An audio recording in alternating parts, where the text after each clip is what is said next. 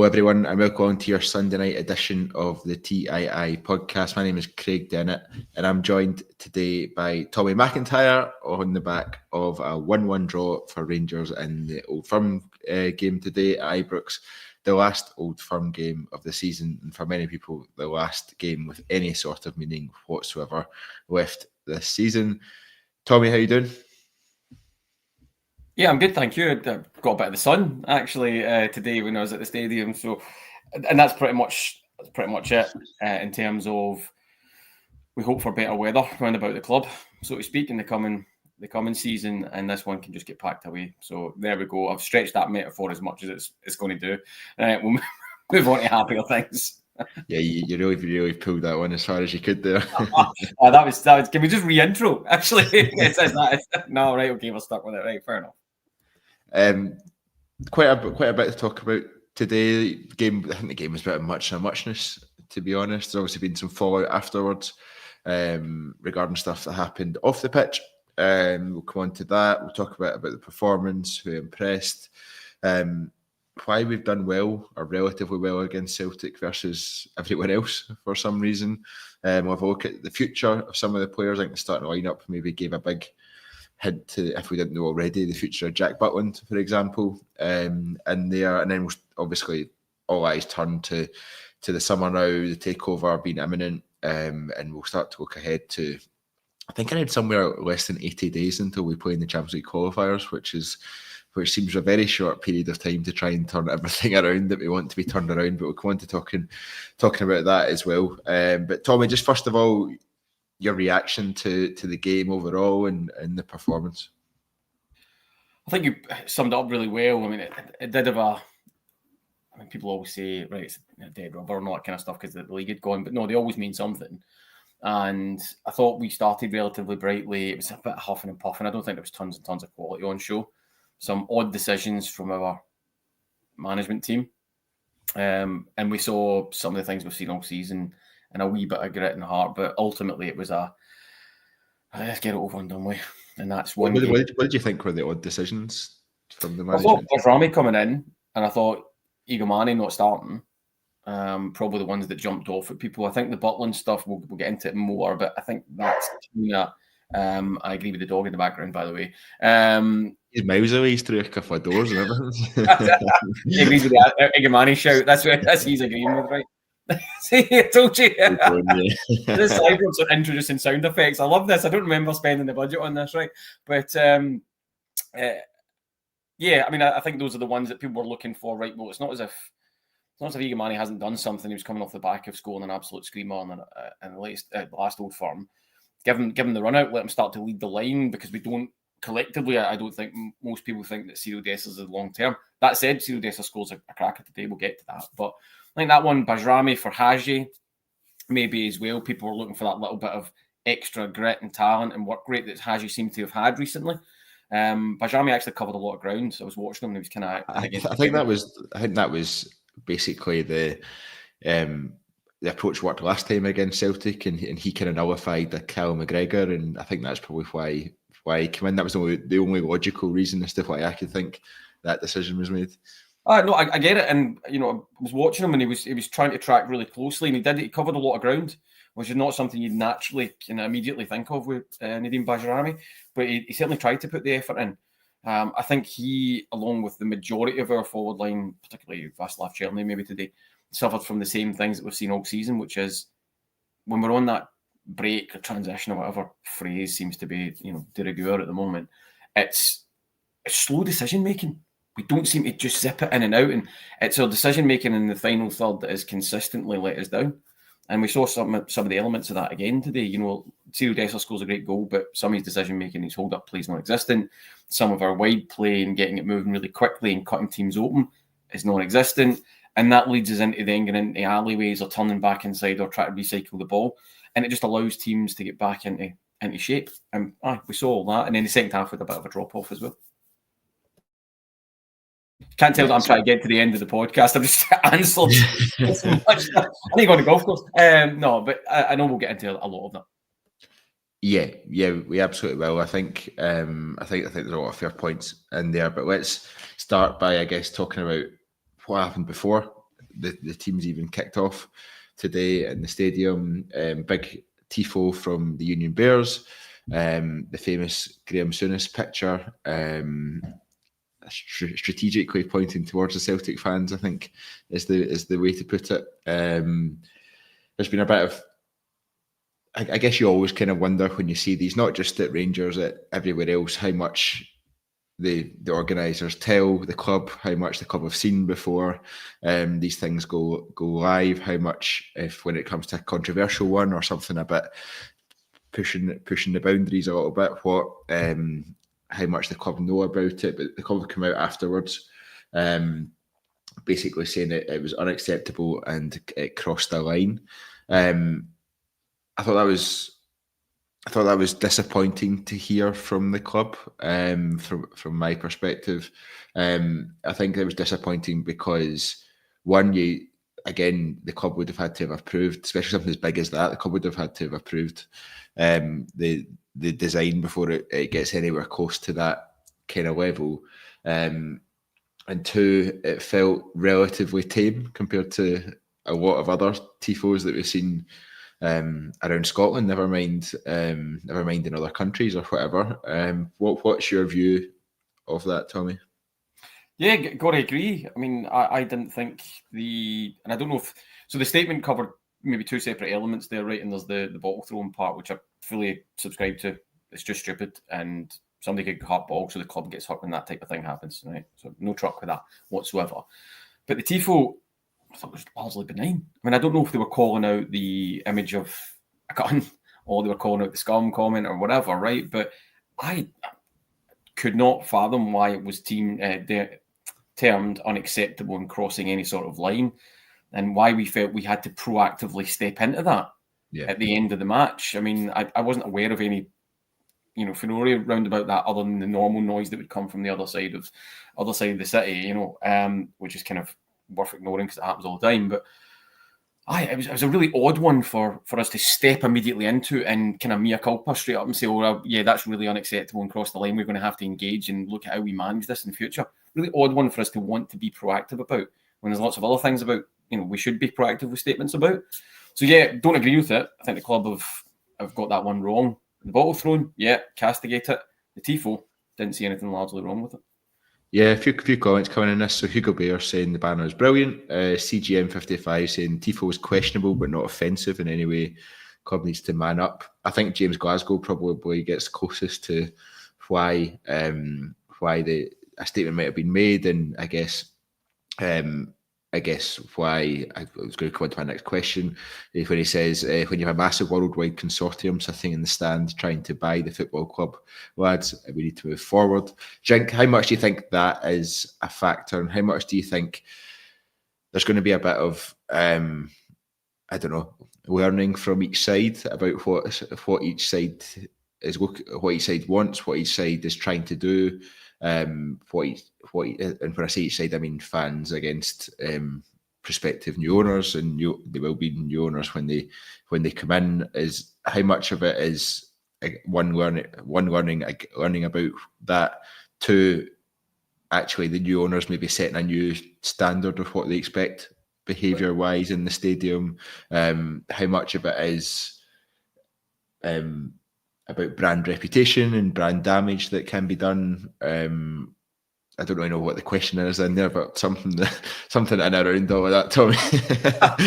I'll pick it apart for you, right? I'll knit it together. But listen, I get James's point as well, and it's well made, James. To be honest with you, in terms of, are they trying to set a standard and distance yourself from that? There's a really complex answer, right? But I'll try and cut through it, and that there's multiple component parts to that, right? Which is, it's not a political tifo. Right, that gun as well is not photoshopped in. It references a true picture of Graham Souness. I think it was in the lead up to the World Cup as well, right? So it's not been photoshopped. That is a reflection of an accurate photo that had been taken, right? They maybe have some exception with the take aim at people and some of that history, particularly maybe Americans sensitive to that sort of gun culture comment.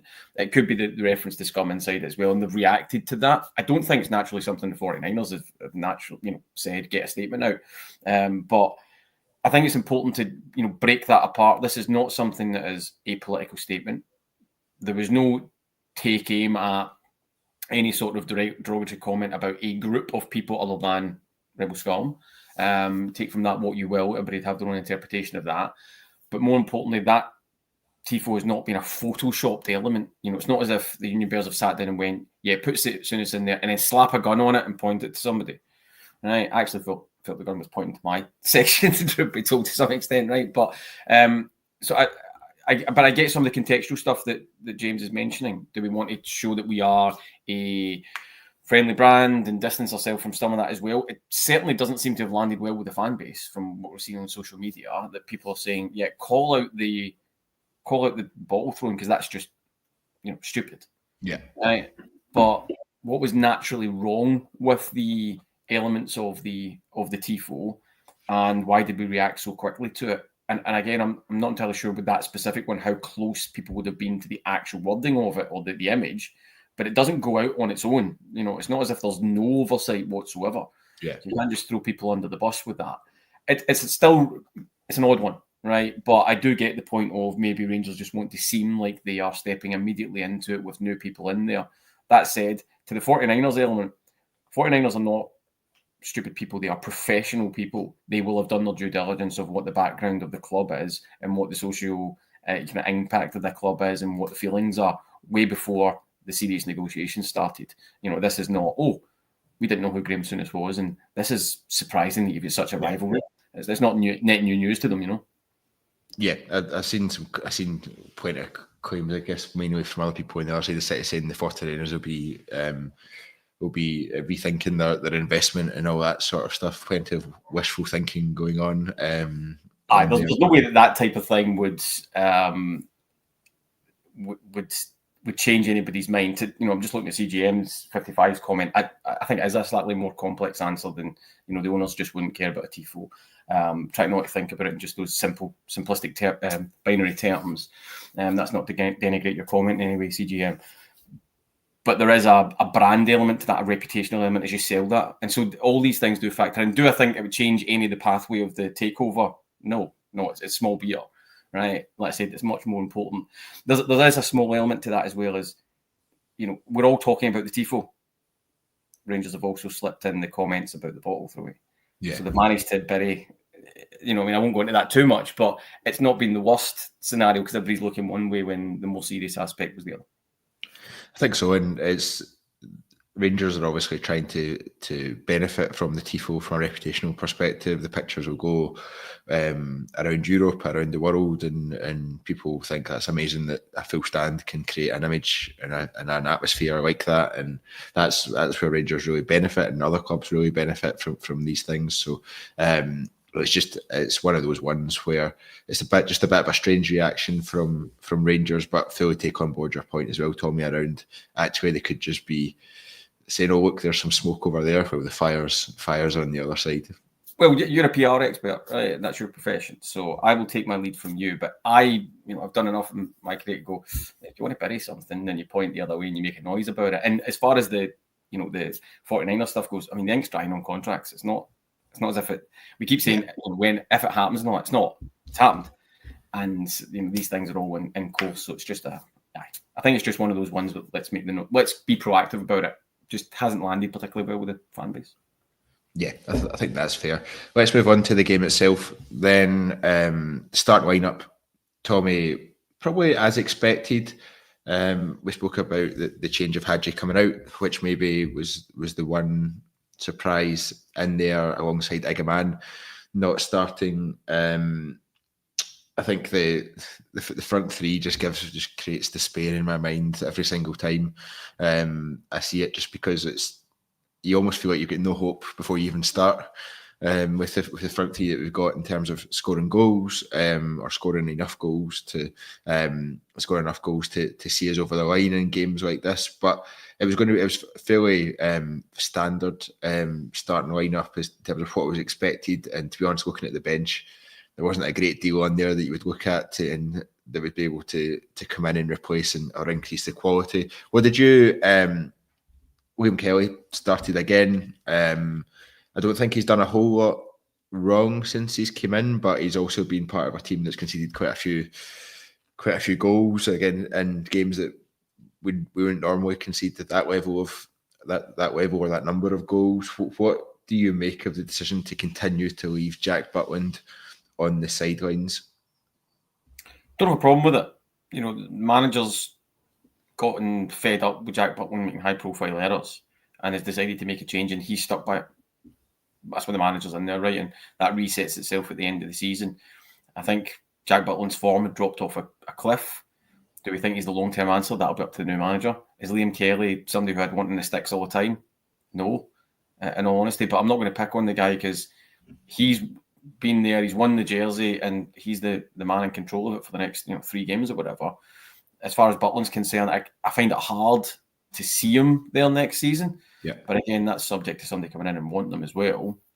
But yeah, it's just another area of the squad that will need uplifted. Right, I mean, it's a very good example of pretty much every part of the park, right? And that we thought we had something that's not worked. We're going to have to go again and refresh. So yeah, but I don't have any problem with it. I mean, managers made a decision, and Liam Kelly's he's not really any howlers or anything like that. I think he was decent enough today. Made some big saves, particularly at the end where he bailed out the captain and stuff like that. So yeah, I don't have any issue with him. I just don't naturally see him as being the number one next season. I think out of the two of them, the one that might still be there next season might be Kelly because he's reasonable squad backup and stuff like that. But Butland is as well and home trained and all that sort of stuff. All that attached to it. You're absolutely right. Whereas I think Butland, if he feels that he's not going to be holding the jersey, I'm not entirely sure that he'll want to hang around. Yeah, and to be fair, Kelly did well to stop Ida before we scored the first goal, and then he also did well at the very last kick of the game to get a foot on that against Maeda. So I think he did well, but I think Jack Butland, I can't see him sort of continuing at Rangers after this season. Hugo Bear says Butland is gone. Scott Hammond saying I believe Butland is as good as away now. I imagine Jack Butland's agent is out and about at top end championship clubs, kind of lower end Premier League clubs, saying, do you want a goalkeeper? He's probably quite happy to go and be number 2 somewhere as well at one of those kind of clubs, which he has. He was thinking he was number 3 at Manchester United, wasn't he, before he came to us. What kind of level do you think Jack Butland would go to in England if he was to go to England rather than go abroad? And what kind of, I don't imagine Rangers would be difficult to deal with in terms of a fee, but what kind of fee do you reckon we would be looking for him? Well, I think you've kind of fleshed out there where the scope would be club wise. Top end championship. I would say mid to top championship, bottom end of Premiership, but not the number one. I think that's pretty much where his history and his performances pitch him at, and then you're maybe talking low digits, millions. Single digits, I should say, maybe 2, somewhere in there. I don't think there's a lot of money in there, truth be told, given the fall off in some of the high profile errors. You're thinking of Old Trafford and stuff like that as well when it comes to that market, and the fact that he's never really quite settled anywhere. So I don't think he's. It's another good example of, not that I'm saying I was calling for him last season, and like I wasn't. Now, hindsight's a great thing, but it's another good example of how quickly people's perceptions and values can turn around if you don't sell right at their peak. And that's just something that we need to get used to as well as a support of, people will have to leave when they are playing really well. And that's not always comfortable because you go, why are we not holding on to our best players? But sometimes you just need to recognise, and that's where the internal infrastructure of the club needs to be better at that internal analysis and challenging themselves, and then being fairly ruthless and getting people out of the football squad. Yeah. James McLean saying here that his wages are a major issue. We could get 2 decent players for what he's on. I think it's going to be really interesting this summer because, and we'll go and talk about the takeover shortly and the impact that has, but wages might be the way that we can really invest in the squad compared to transfer fees. So it'll be really interesting to see how that develops over the summer, and we may get the opportunity to readjust what we view as acceptable wage-wise, and the sort of average wage within the squad as well might increase, which will be interesting. We've seen before. We've the amount of money we've had some players on each per week. We look at guys like Rabbi Matondo and stuff like that. how much you pay people per week does not translate into performances on the pitch. But the sun's shining and stuff like that. Do you really need to hit me with a Rabbi Matondo at this point? I thought this pod's going fine and we're getting through and that'll be okay and we'll get to the end of the season and you hit me with a Rabbi Matondo. What's wrong with you? Right. We've got to remember the past mistakes and learn from them. Yes. People like Fuentes and all that still on the books. Yes, I think I'd rather not go through the list of all the people that are still on the books. Yeah, and CGM 55 has just got me back now for me going against against their comment, I should say, by hitting me with a Matondo will be back next season. Yeah, okay, CGM, you win that round. Fingers crossed not, but I've no idea where Hanover are in the promotion stakes, but hopefully they're very close to being promoted. Hopefully they're willing to take hostages. But yeah, I think we'll go on to talking about the transfer window in a little bit. But back to the game, who impressed you today, Tommy? I think for me, Nico Raskin was a standout again. We spoke after the game about Leon Balogun, who was calm, cool, collected, was able to keep up with the pace that Celtic have got out wide. I think both in terms of James Forrest and Maeda at different points in the game, he was able to keep up with them, which is no mean feat for someone who's 38 now, I think he's 37 or 38. He's around that. And I thought Mohamed Diomande was really good as well today, actually. I thought he showed his quality. I thought he was a standout in that midfield, and he could take the ball in tight places and still move it around and get us moving. Who impressed you most today? I think Leon Balogun's 36. There we go. I'm aging significantly. I was going to say, I mean, he's got every right to pull you up on that. But yeah, I felt Nico Raskin was. If I split it, we've spoken about Kelly having some good saves. I think from the end of their career, or towards the end of their career, Leon Balogun was absolutely immense. I thought he was calm on the ball, marshalling that back line, really aggressive when need to be, broke the lines, played the balls, but really calm on it. And I thought that was an impressive part of his game. He's such a good defender, actually. I really like watching him. And then for people starting out their career, if you like, moving through it, it's Nico Raskin. And he is, between, everybody talks about Igumane, and they should, but in terms of absolute assets in the squad, it's Nico Raskin. He's the asset. And I think that there definitely will be people chapping on the door with offers this summer. He's definitely somebody who just looks like he's getting more and more into his stride and just starting to really control games.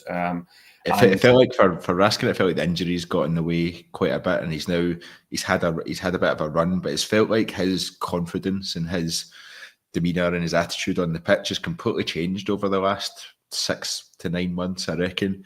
It's almost like he's grown quite a lot, and I don't know what's been the driver of that, but it feels like he's grown a lot as a player for us. I think just spot on with that in terms of I'm just about to get there, and I was trying not to get into the kind of cliche cycle of it's starting to show leadership, right? But I'll go there, and I think you're right. His confidence has got better. Maybe that is just coming out of the injuries, getting back into his squad, because he came back and then he couldn't win his jersey either, and it was all a bit kind of bitty. But now he's cemented himself in there. He's played with a couple of different combinations, and he's consistently been really good and just getting better. And he's shown up in these big games, and that probably has a really big impact as well. It's okay being good, but then you come up into the big games, more European exposure as well. But he's definitely one who I think is the asset within the squad right now. Yeah, I think, and it comes back to what you were saying earlier, actually, in terms of we need to get better at letting people go at the right moment for getting the maximum fee. He's obviously going to be a player with interest in him this summer. My instinct says keep him for one more year, but that's probably the wrong thing to do. Is he a player you think that we could see leaving Rangers this summer? I think, and I think there's people in the comments that have nailed this as well. I think that comes down to will you sign something longer? And if you're going to sign yourself up to the club for longer, so we've got a little bit of confidence and we can drive up, a different number there, then if it's a yes, that's fine, you're in, and you start to help build a midfield round about him. If not, it's cash in time, because we can't get to a position whereby he's going for, a couple of 100,000 or whatever at the back end of his contract. It has to be a case of, right, we're really stable with this and we know that you're a long-term perspective, and then we can really cash in. Anything other than that, yeah, unfortunately, we need to be ruthless. And that's definitely not me saying I want to get rid of Nico Raskin, right? I really like him, just in case anybody gets me misread there. But it's got to be very clear that we move out of the cycle of sentimentality and trying to hold on to people to then just push on again. It has to be a case of, if you're not here long-term and we think we can do something and get money in the door and the offer's right, you've got to go.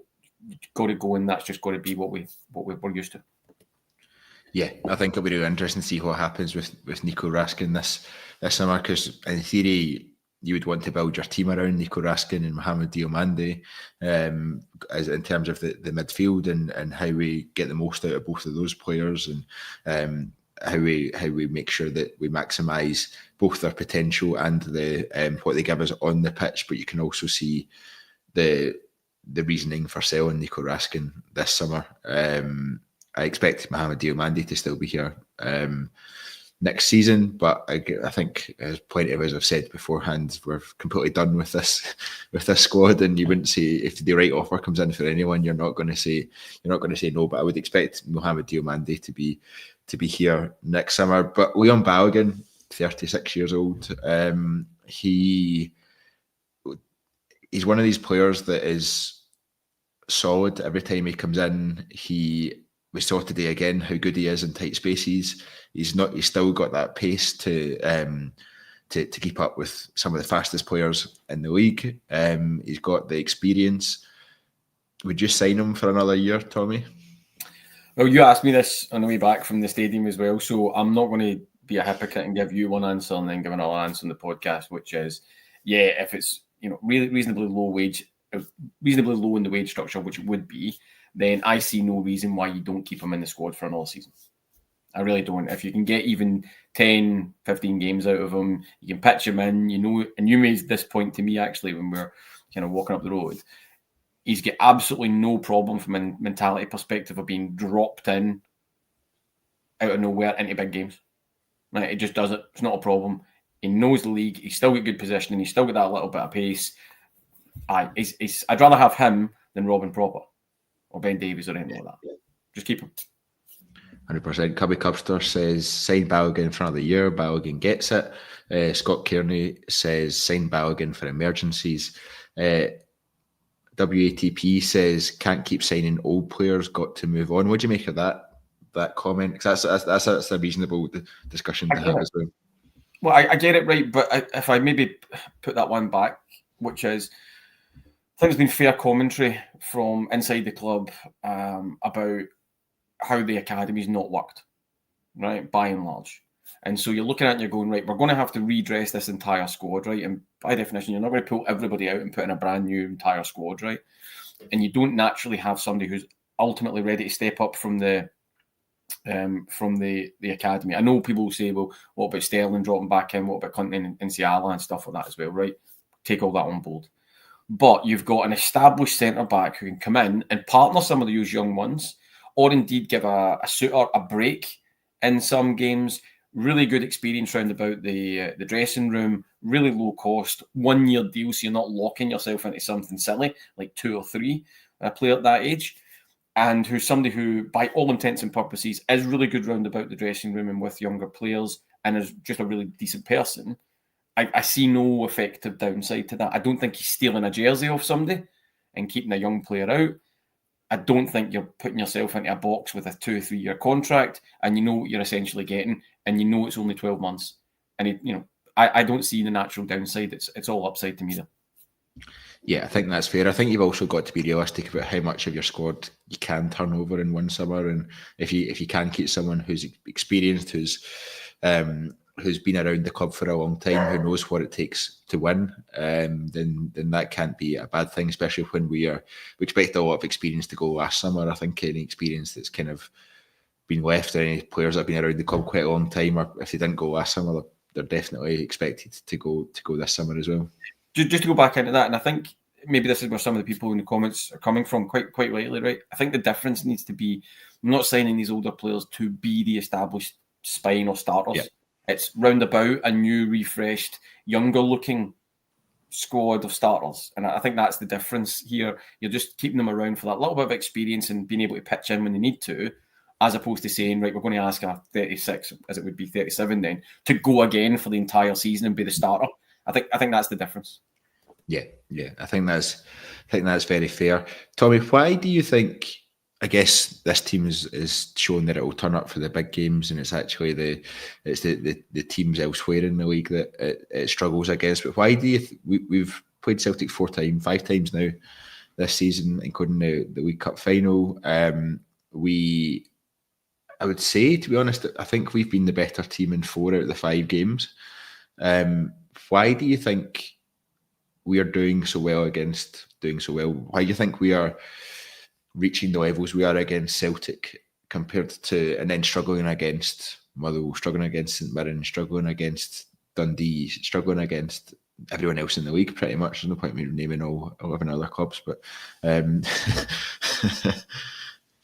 I'd forgotten who was in the league there for a second, but no, I'd been hell of useful. I think there's, again, a couple of things. You could look at it from as a mentality perspective when it's pressure, because given where we are, respective in our consistent performances, we've been the underdogs, and so they're going in with a right. The pressure's not naturally on us; it's on Celtic. I'm not entirely sure I go all the way with that argument, but and then they've turned up. Is it the fans driving them on a little bit more? Is it playing against a team who play a certain way, and so being able to find a bit more space and a bit of expressionism? Actually, I think it comes down to 2 things, which is quality of player and mentality, because there's certainly enough quality in that squad to have consistently beaten everything else around about us in the league.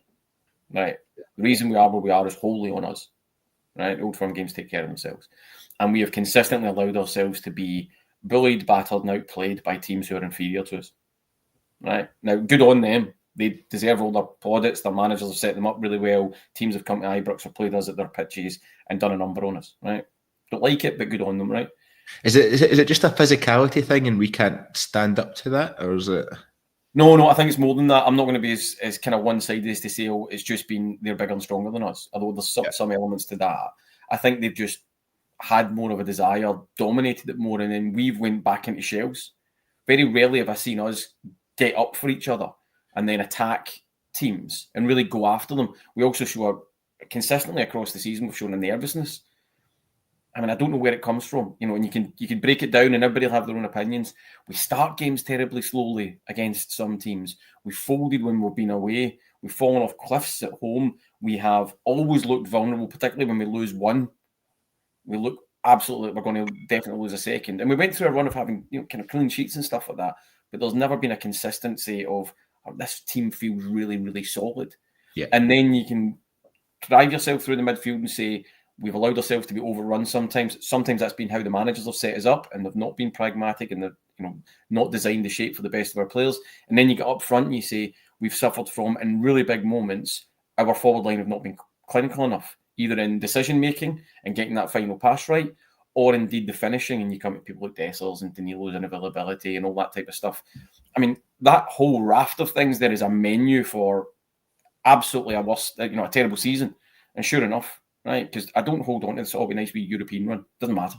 We had a terrible season. All of those component parts is what makes that terrible season. I mean, yeah, that was me trying to keep it relatively coherent and not get too much on the soapbox there. You spoke there about how actually, in a lot of occasions, our defences, and maybe a lot of occasions is too many, but on several occasions this season, our defence has been solid enough, but it's been the forward line that have let us down. Tommy's Cardigan says that's why I'd rather spend money was spent on a new defence as a starting point. I guess that goes through the Walter Smith philosophy in terms of if you defend well, then you're going to win more games, win a lot more games, then you're going to drop points in. But I feel like we still need that forward line as well. Problem with this team is you feel like you have to correct all areas of the pitch. But would the defence be a priority for you, or is it that balance between defence and that front line as well? No, I definitely feel that we need something more robust at the back. That's central. I mean, I'm with you, right? It's it's becoming less of a fixer-upper and more of a knock it down and start again, right? There's an insurance claim in there somewhere. Anyway, but you're looking at the goalkeeper situation. Thank you, dog. You're looking at the quest. That's fantastic. You're looking at the goalkeeper situation. Then you're looking at how long does Tav have at the right back? What's the natural successor in there? You're looking at the left back position. FD Ridvan, not entirely convinced. Proper head on back to Holland, mate. All the very best. Open a cafe up. Balogun, not long term answer. What do you do with Sterling and Ciala? Suter, I like him, but again, need to sign up. Need something else in there. You could make an argument for we don't have an effective link between midfield and the back line. Okay, fair enough. But so I do think we need something in there, both from a centre back and a key number one, right? And then up front, I do think we need somebody come in who is the natural starter. I know I don't want to go back and do the Dessers conversation to death, right? But I like Dessers in so much he'll get you some numbers, and he's a great backup. Or if you play with a two. Right, Igamani, raw potential.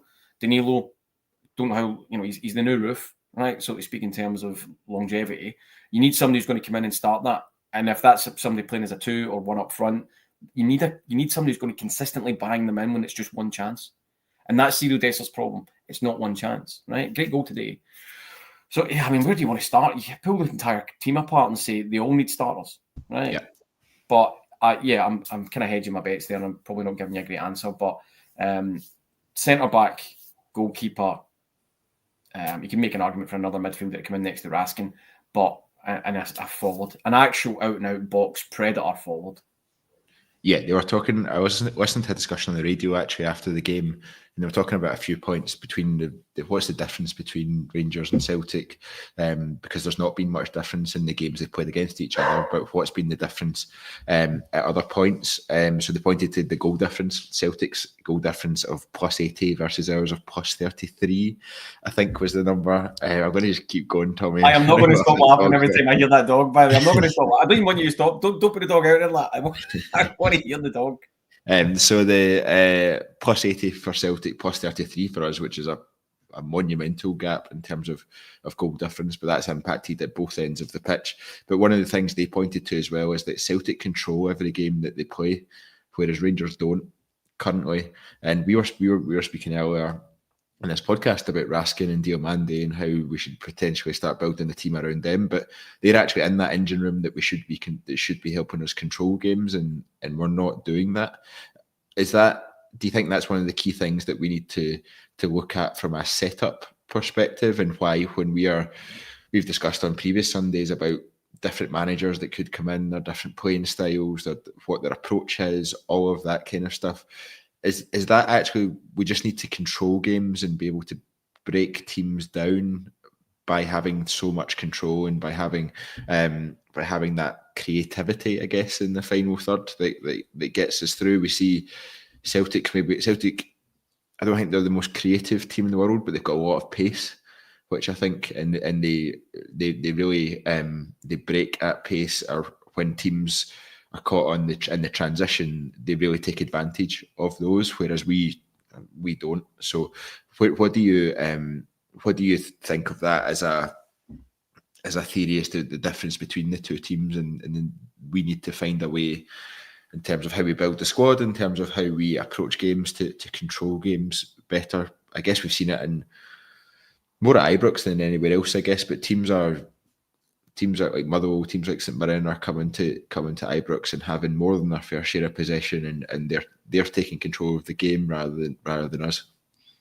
Yeah, I mean, it's not a comment I like to make. Obviously, right, and they won't win many friends, but I think Celtic are a creative team. I think they're a good side, right, and they're well coached by a good coach, right? And I think that fluidity and that pace that you talk about allows them to do that. Some of their goals, I don't have the stats for Celtic, and neither do I want them, right? But I think one of the things we've been missing as well is they have lots of goals from across their team. Historically, we don't seem to get that's focused into one point. A point that's kind of unfair to Ciro Dessers as well, right? I won't walk past that.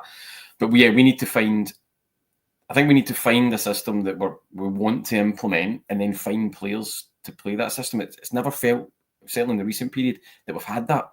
It's more like, we'll go and get this player and we'll just make it kind of happen. You know, a Bajrami's a really good example of that, and there's some others as well. So we need to find that way, and then get players who've got that mentality of, and I hate the kind of phraseology because it always seems a bit wishy-washy with me, right? But being brave to be direct and attack people.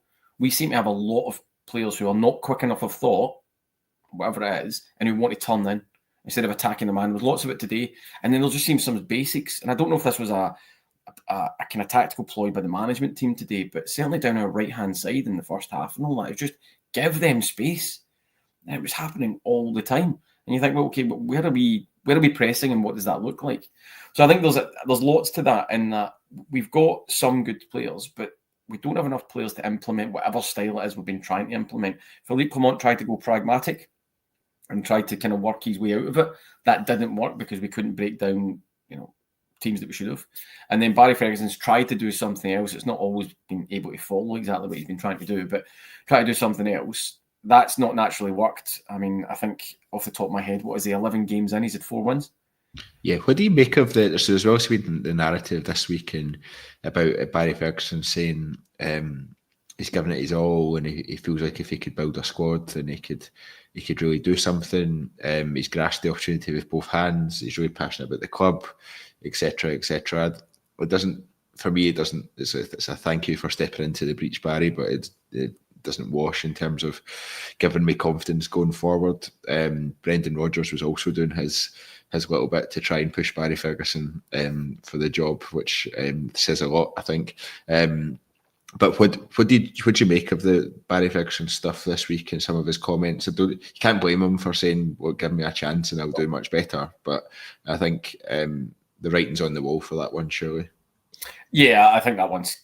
I think everybody collectively would be stunned if Barry Ferguson gets it. And again, I'll give the caveat of we all like Barry Ferguson. What a player! He'll always be iconic, lifting trophies, running away at Hampden, having just pinged in that free kick, top off, and all that type of stuff. Before Lovenkrands stole the show.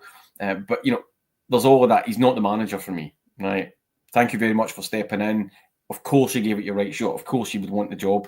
Like, none of us would be any different. But the run of games tells me that there's not a lot more to be done there. I want somebody to come in at a higher profile, somebody with a very clear tactical history, and somebody who can implement their style really quickly. So I don't think he's man. His counter argument to that would be, I can do all that, but not for me. Thank you very, very much. But given the run that they've had, like I said, 11 games, I think it's 4 wins, and one of them was it's odd. One was in Europe against Jose Mourinho's Fenerbahce, and there's one against Celtic. But you're looking at Aberdeen, St Mirren. Yeah, the fact we've not won Ibrox for 3 months. I mean, when is that ever a thing? Exactly that. So there's no way to dress up 11 games as a Rangers manager and walking away with 4 wins. That's just not. That's a sacking sort of run, if you know what I mean. So no, it doesn't engender any sort of confidence. Yeah, I think that's fair.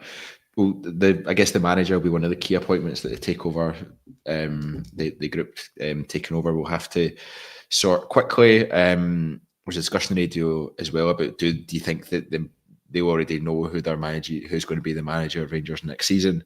I really hope they do. I really hope they do, because less than 80 days until we play in the Champions League. I would expect post the end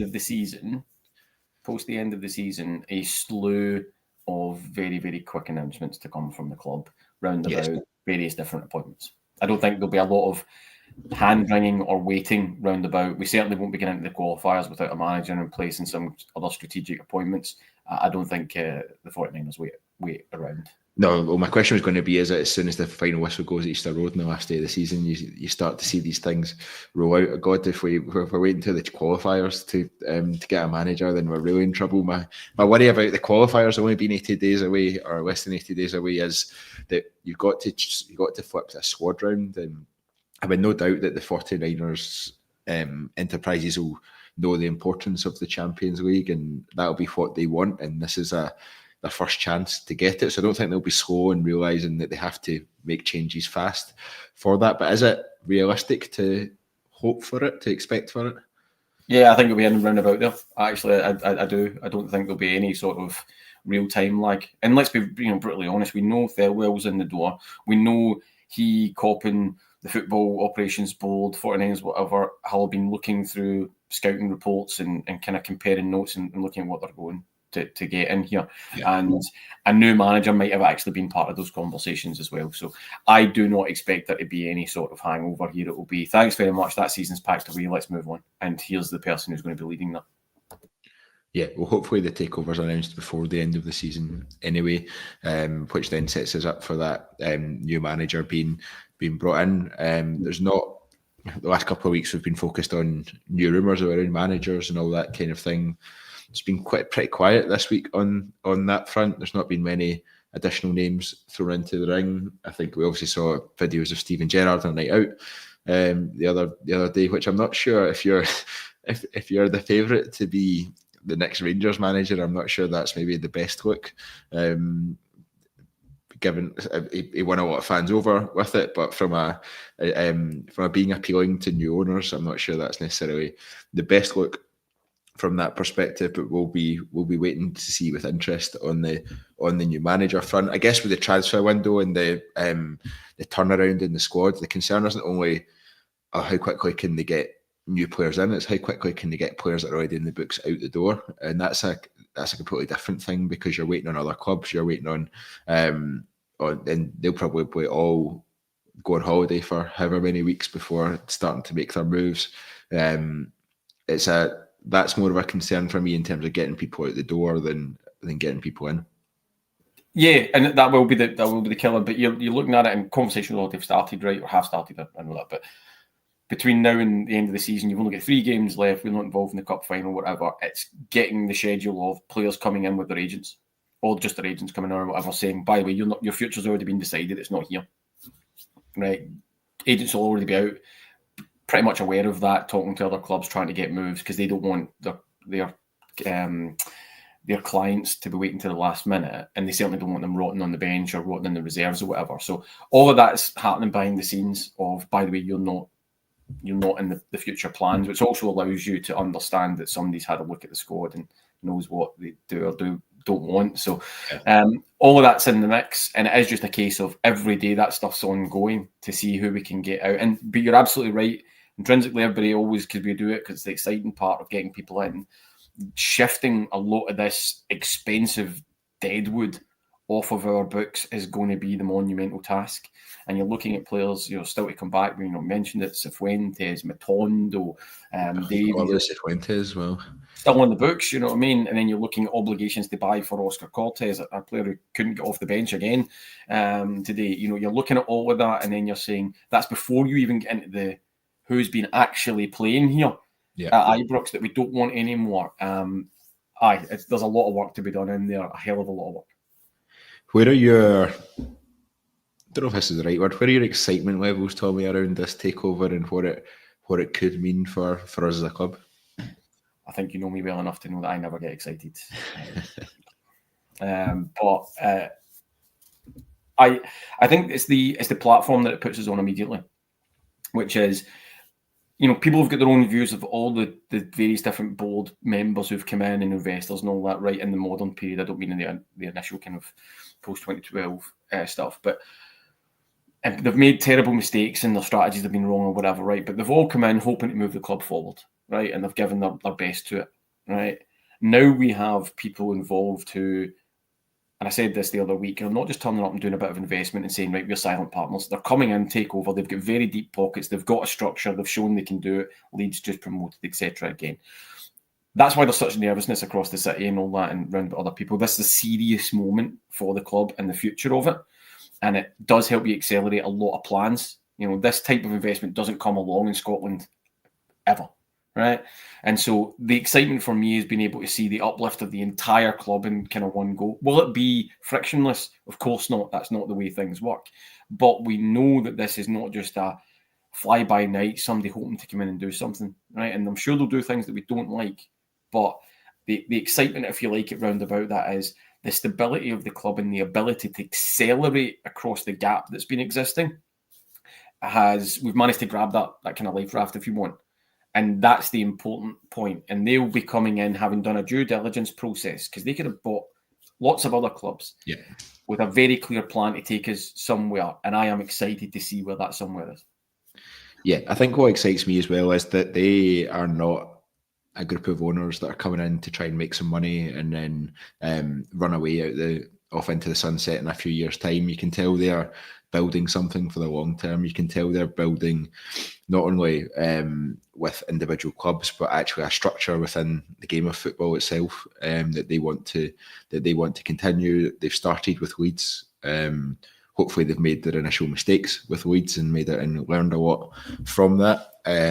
Which means that it'll be much more smooth with us. But again, we're a completely different type of football club. You're wishing on a star there. You're wishing on a star with that one.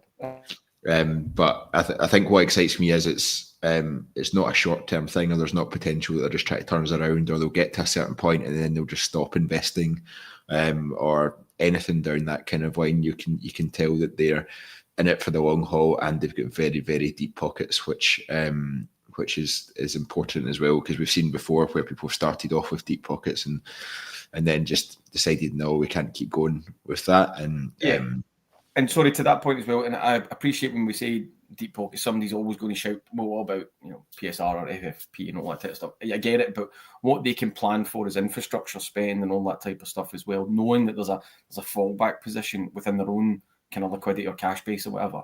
It's not all about, and people forget as well, all the things that even the board that we haven't kind of all agreed with, getting us stability back in the financial market, getting us back into winning a title, maybe missing the opportunity to reinvest at that point, getting us to European fit. There's been some good highs there, and we're back in, but the chasm has always literally been there to our rivals, and we've not quite been able to bridge it because of the amount of money people are getting from Champions League and winning titles, etc. And you can see that in the number of trophies. But now we can turn around and say, well, actually, we've got some time, give it, in basis, right? But got some time, and we've got the ability to actually fundamentally transform the club this season. We've talked about refreshes, and they've been based around about 6 signings or 4 signings, or whatever, with Lammers, Dessers, the Beale era, all that type of stuff. Philippe Clement didn't get any of that, so fair play to him. But this could be ultimately transformative in terms of really professional people, solidly based, with a very, very clear plan that can actually be funded, then translated onto the pitch. And that slowly but surely, you're hoping quickly, gets you to what we all want: league trophy, in the cabinet, Champions League football, consistently. And that's where we need to get back to. And I think the 49ers Enterprises are the people that can deliver that. Absolutely. It'll be a really interesting few weeks, and I'm not sure we'll get, not that many of us want a break from football over the summer months, maybe this season apart, but I'm not sure we'll get much of a break from Rangers this summer because there'll be so much going on. So make sure you subscribe to TII to get all the latest news and fan views on that one. I think we'll round off the podcast there. A pretty flat Old Firm derby to end the season, kind of going along with the mood around Rangers. Now we've just got a few weeks left until the season is over and the summer is here, and hopefully a summer of change for us at Rangers. If you enjoyed the podcast, please do drop us a like. Please do subscribe. It helps us massively, and also means you don't miss out on any of the content coming up. We'll be back during the week with the latest news, the latest discussions, all of that. But thank you very much, everyone, for listening. Thank you to Tommy for joining me. Until next time, goodbye.